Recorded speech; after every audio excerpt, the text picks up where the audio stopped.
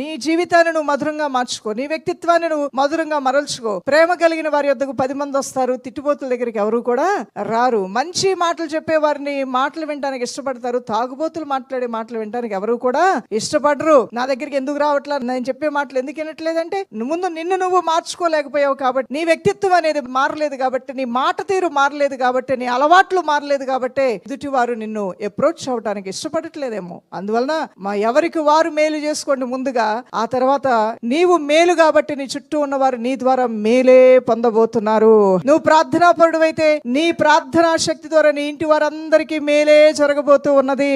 అవును, నువ్వు కన్నీరు కాచి మొరపెట్టుకొని దేవుని సన్నిధిలో విజ్ఞాపన చేసే వ్యక్తివైతే నీ యొక్క దుఃఖము నిత్యంగా సంతోషంగానే మారబోతూ ఉన్నది.